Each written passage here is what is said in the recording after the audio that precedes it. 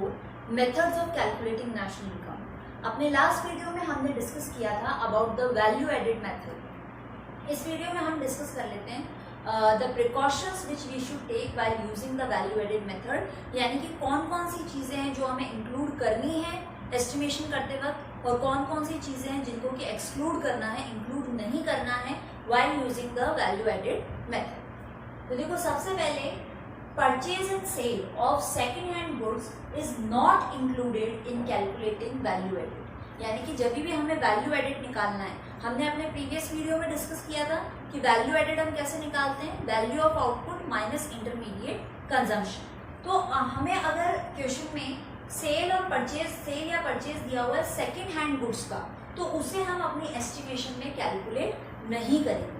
क्यों नहीं करेंगे?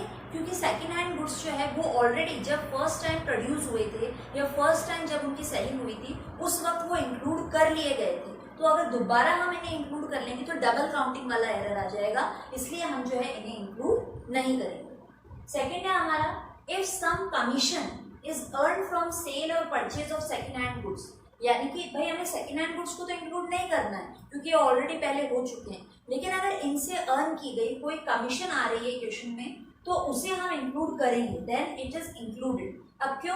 क्योंकि कमीशन जो है वो एक रिवॉर्ड होता है फॉर द सर्विसेज रेंडर्ड। कोई भी सर्विस हमें मिली है या हमने किसी को दी है तो उसमें एक रिवॉर्ड के फॉर्म में हमें कमीशन जो है मिलता है और वो हमारा जो है नेशनल इनकम के अंदर इंक्लूड होता है।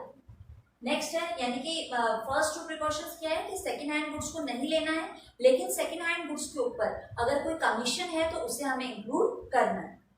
नेक्स्ट है, value of intermediate goods is not included as their value is reflected in the value of final goods. जब अपन ने अपने जो बेसिक फॉर्मूले डिस्कस किए थे कि नेट से ग्रॉस में कैसे चेंज करना है, डोमेस्टिक से नेशनल में कैसे करना है और फैक्टर कॉस्ट से मार्केट प्राइस में कैसे करना है, उस वक्त भी अपन ने डिस्कस किया था कि इंटरमीडिएट गुड्स जो होते हैं उनकी वैल्यू हम जो है नेशनल इनकम की कैलकुलेशन में नहीं लेते हैं, यानी कि हम जो है सिर्फ फाइनल गुड्स एंड सर्विसेज को इंक्लूड करते हैं, इंटरमीडिएट गुड्स को हम नहीं लेते हैं, क्योंकि हम ये मान के चलते हैं कि फाइनल गुड्स की वैल्यू में ऑलरेडी इंटरमीडिएट गुड्स की वैल्यू जो है वो इंक्लूडेड है। जैसे मान लीजिए हमने पिछले वीडियो में वीट वाला एग्जाम्पल डिस्कस किया था कि वीट से फ्लोर बना, फ्लोर से ब्रेड बना एंड ब्रेड से जो है केक बनेगा, तो फाइनल जो हमारा आउटपुट है दैट इज ब्रेड। अब इस ब्रेड के कॉस्ट में वीट का, फ्लोर का एंड ब्रेड का कॉस्ट जो है वो इंक्लूडेड है केक के अंदर, जो कि हमारा फाइनल गुड है। इसीलिए हम जो है सिर्फ और सिर्फ फाइनल गुड्स को वैल्यू जो है वो एस्टिमेशन में इंक्लूड करते हैं, इंटरमीडिएट गुड्स को इंक्लूड नहीं करते हैं। नेक्स्ट है हमारा इम्प्यूटेड रेंट, जिसको कि इंक्लूड किया जाता है। अब यहाँ एक क्वेश्चन अराइज होता है कि what is this concept imputed rent. तो इम्प्यूटेड रेंट का मतलब होता है वो किराया जो आप किसी ऐसे घर के ऊपर लगा रहे हो जिसको कि ओनर ने ऑक्यूपाई किया हुआ है, यानी ओनर या तो खुद रह रहा है उसमें या फिर ओनर ने रेंट पे दे रखा है। ऐसा रेंट जो हमें मिल रहा है that is known as imputed rent. अब हम जो है इसको इंक्लूड करेंगे, भाई चाहे मकान का मालिक खुद मकान के अंदर रह रहा है या मकान के मालिक ने वो मकान किराए पे दे रखा है, किसी भी फॉर्म में उसको रेंट मिल रहा है, उसको हम जो है नेशनल इनकम की कैलकुलेशन में या वैल्यू एडेड की कैलकुलेशन में इंक्लूड करते हैं।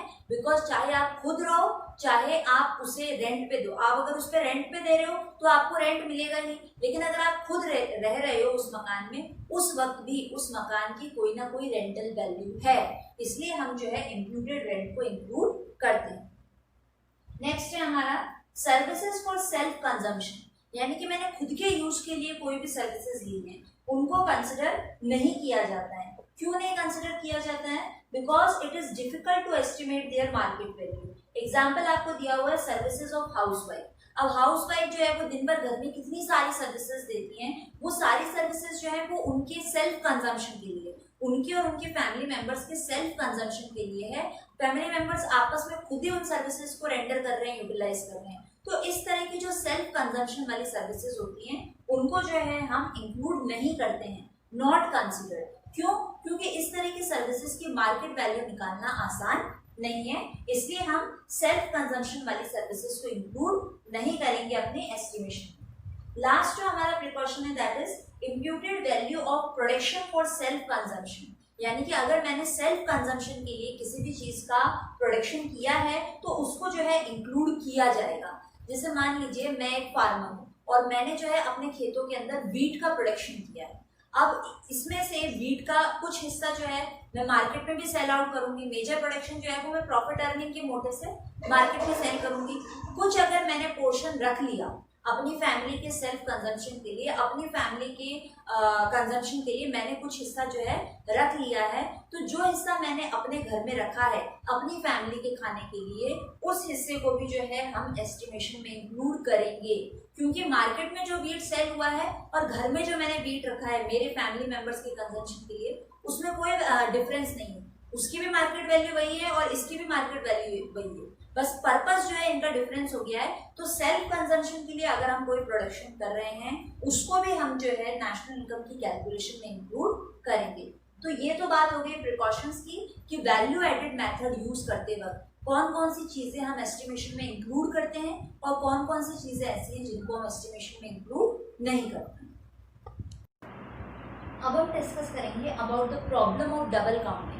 अभी जब हम प्रिकॉशंस के बारे में डिस्कस कर रहे थे वहां पर अपन ने एक चीज डिस्कस की थी कि सेकेंड हैंड गुड्स का जो परचेज है या सेल है उसको हम इंक्लूड नहीं करते हैं।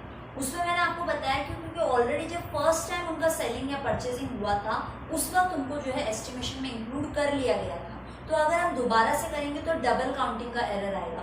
तो what is this double counting error और उसको रिमूव कैसे किया जाता है उसके बारे में डिस्कस कर लेते हैं। देखो अपन पढ़ेंगे about the problem of double counting कि ये पहली बात तो क्या है और किस तरह अराइज होता है। देखो एक एग्जांपल से समझते हैं इसको। जैसे फेजेस दे रखे हैं डिफरेंट कि प्रोडक्शन के अंदर अलग अलग स्टेजेस जो आने वाली हैं। एक फार्मर है, उसके लिए आउटपुट क्या है वीट, यानी फार्मर ने जो है क्या प्रोडक्शन किया है वीट का प्रोडक्शन किया है। उसके बाद फार्मर जो है अपना प्रोडक्शन मिलर को देगा यानी कि आटे चक्की वाला, और वो उस वीट को किसमें कन्वर्ट कर देगा फ्लोर में, आटे में।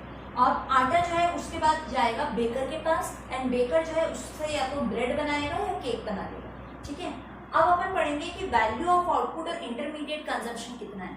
इंटरमीडिएट कंजम्पशन से मतलब है कि भाई इन तीनों ने ये जो इनका आउटपुट है ये कितने में खरीदा था, और वैल्यू ऑफ आउटपुट यानी कि हो जाएगा ये कितने में उसको बेच रहे। तो अपन अगर बात करें फार्मर की, फार्मर ने वीट का प्रोडक्शन किया। अब इसमें फार्मर का इंटरमीडिएट कंजम्पशन कुछ भी नहीं लगा क्योंकि यहाँ से हमारा जो है प्रोडक्शन स्टार्ट ही हो रहा है। भाई गेहूं से पहले तो कुछ था ही नहीं, वो स्टार्टिंग ही वीट से हो रही है। तो इंटरमीडिएट कंजम्पशन अपने फार्मर का 0 लिया है। अब उसका वैल्यू ऑफ आउटपुट यानी कितने में वो बेचने वाला है अपने प्रोडक्शन को, वो हमने मान लिया कि 500 है। अब वैल्यू एडेड हम कैसे निकालेंगे, हमने फॉर्मूला पढ़ा है कि वैल्यू एडेड का फॉर्मूला क्या होता है, value of output minus intermediate consumption, यानी कि कॉलम 3 में से कॉलम 4 को हम लेस कर देंगे तो हमारे पास वैल्यू एडेड आ जाएगी। तो फार्मर के केस में हमारा वैल्यू एडेड कितना आया 500, बिकॉज 500 माइनस 0 विल बी 500। अब यहाँ पर हमारा फार्मर के लिए जो हमारा वैल्यू ऑफ आउटपुट था यानी फार्मर कितने में सेल करेगा, वो ही मिलर के लिए हमारा इंटरमीडिएट कंजम्पशन बन जाएगा। बिकॉज फार्मर जितने में सेल करेगा उतने में ही मिलर जो है फार्मर से खरीदेगा। तो अगेन यहीं से हमारा जो मिलर का इंटरमीडिएट कंजम्पशन आ गया 500, यानी कि मिलर ने गेहूं जो है वो 500 में खरीदा है। अब मिलर उसका आटा बना के उसको फ्लोर में कन्वर्ट करके 700 में बेचेगा, यानी ये हो गया हमारा वैल्यू ऑफ आउटपुट। तो यहाँ पर वैल्यू एडिशन कितना हुआ है 700 माइनस 500 दैट इज 200 का वैल्यू एडिशन हुआ है बाय द मिलर। उसके बाद अगर अपन बात करें बेकर की, तो मिलर जितने में बेचेगा बेकर उतने में ही परचेज करेगा। तो यहाँ पर बेकर का इंटरमीडिएट कंजम्पशन हो गया हमारा 700। अब बेकर जो है उसके अंदर वैल्यू एडिशन करेगा कैसे, फ्लोर से वो ब्रेड बना लेगा या केक बना लेगा एंड उसको जो है वो सेल करेगा 1000 में। यानी कि यहाँ पर बेकर ने कितना वैल्यू एडिशन किया 1000 माइनस 700 दैट इज 300, यानी कि बेकर ने वैल्यू एडिशन किया 300 का। तो अगर अपन ग्रॉस वैल्यू एडेड ले यानी कि टोटल ले तीनों ही स्टेजेस तीनों ही जनों की वैल्यू एडिशन का, तो ये हो जाएगा 500 plus 200 plus 300 that will be 1000। तो 1000 क्या है यहाँ पर हमारा gross value added at market price, यानी कि GVA at MP, gross value added at market price. हमने पढ़ा है कि जीवीए एट एमपी को ही हम जीडीपी एट एमपी बोलते हैं। अलग अलग सेक्टर्स की जीवीए को हम ऐड कर लेते हैं तो हमारे पास जीडीपी आ जाती है, यानी कि gross domestic product at market price, जो कि इस एग्जांपल में हमारा आ गया 1000। अब ये तो हो गया डबल काउंटिंग का एरर कि भाई अगर भाई यहाँ पर हमारा फाइनल गुड क्या है, ब्रेड या केक, जो कि कितने में सेल हो रहा है, 1000 रुपए में। अब अगर आप इसमें व्हीट का कॉस्ट जो है वो अलग से ऐड करो वापस से, और फ्लोर का कॉस्ट जो है वो अलग से ऐड करो, तो ये दोबारा काउंट हो जाएगा ना, बिकॉज क्योंकि ब्रेड के कॉस्ट में ये व्हीट और फ्लोर का कॉस्ट ऑलरेडी इंक्लूडेड है। तो अगर आप इस केक में 1000 रुपए के केक में आप वापस से 500 रुपए का व्हीट जोड़ोगे या 700 रुपए का फ्लोर जोड़ोगे, तो वो सेकेंड टाइम काउंट हो रहा है, that is known as the double counting error. इसलिए हम जो है सिर्फ और सिर्फ फाइनल गुड्स को इंक्लूड करते हैं, ना कि इंटरमीडिएट गुड्स को। अब यहाँ पर ब्रेड या केक ये तो हमारा फाइनल गुड्स है, एंड व्हीट और फ्लोर क्या हो गए, हमारे इंटरमीडिएट गुड्स हो गए। ओके, सो नाउ अब ये जो डबल काउंटिंग वाला एरर है, इसको रिमूव करने के लिए दो मेथड्स है हमारे पास। पहला है वैल्यू एडेड मेथड और दूसरा है फाइनल आउटपुट मेथड। तो इन दोनों मेथड्स को एक बार डिस्कस कर लेते हैं कि आप अगर वैल्यू एडेड मेथड यूज कर रहे हो तो आपका डबल काउंटिंग वाला एरर जो है वो अवॉइड किया जा सकता है, या आप फाइनल आउटपुट मेथड लगाओ तो उससे भी आपका जो है डबल काउंटिंग वाला एरर जो है वो अवॉइड किया जा सकता है। अब देखो वैल्यू एडेड मेथड में हम कैसे करते हैं, इसी एग्जांपल से अपन इसको रिलेट करेंगे। अपना जो टोटल वैल्यू एडेड एडिशन आया दैट इज 1000, यानी कि इस क्वेश्चन में, इस एग्जांपल में से अगर आपको बोला जाए कि आप वैल्यू एडेड बताओ, टोटल ग्रॉस वैल्यू एडिशन बताओ, तो हम स्ट्रेट अवे लिख सकते हैं 1000, बिकॉज हमारी अलग अलग स्टेजेस का या अलग अलग पर्सन, फार्मर का वैल्यू एडिशन, मिलर का वैल्यू एडिशन एंड बेकर का वैल्यू एडिशन, ग्रॉस हमने लिया, टोटल लिया, तो 1000 आया है। यानी फिफ्थ कॉलम में हमारा जो भी फाइनल एग्रीगेट आंसर आया that is our value added method के अकॉर्डिंग वो हमारा GVA at MP है। क्लियर?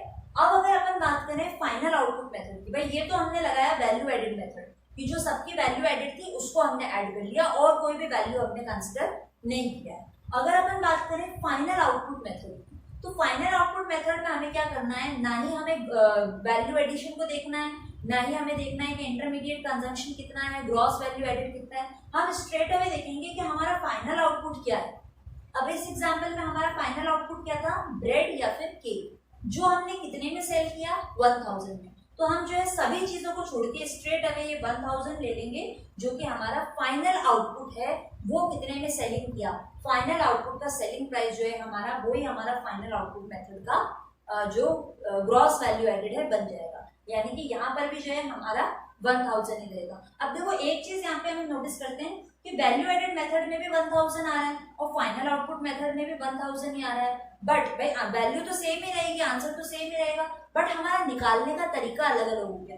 फर्स्ट मेथड में हम क्या कर रहे हैं, ग्रॉस वैल्यू एडेड ले रहे हैं, यानी कि हर स्टेज पे जो हमारा वैल्यू एडिशन हुआ है उसका सम लिया जा रहा है, और फाइनल आउटपुट में हम और किसी भी चीज की तरफ ध्यान नहीं दे रहे हैं, स्ट्रेट अवे हमारा जो फाइनल आउटपुट है उसका जो सेलिंग प्राइस है उसको हम कंसिडर कर रहे हैं। यानी कि ये दोनों हमारे मेथड्स हो जाएंगे जिनसे कि हम डबल काउंटिंग एरर को अवॉइड कर सकते हैं। अगर हमने डबल काउंटिंग एरर पर ध्यान नहीं दिया, इसको अवॉइड नहीं किया, तो क्या होगा, हमारा ग्रॉस वैल्यू एडेड जो है वो हम रॉन्ग कैलकुलेट कर लेंगे, एंड उसके बाद हमारा जो है नेशनल इनकम की वैल्यू आएगी वो भी रॉन्ग ही आएगी। तो अब तक अपन ने ये पढ़ा कि ग्रॉस वैल्यू एडेड में हमारा जो भी वैल्यू निकलता है आफ्टर सारे फॉर्मूले और सारी वैल्यूज लगाने के बाद जो भी हमारा फाइनल आंसर निकलता है वो क्या होता है, हमारा GDP एट MP, यानी कि gross domestic product at market price. लेकिन आपको निकालना क्या होता है, national income, and national income को हम कैसे डिनोट करते हैं, NNP एट FC, यानी कि net national product at factor cost. अब अपने अर्लियर वीडियोस में हमने डिस्कस किए हैं 3 बेसिक फॉर्मूले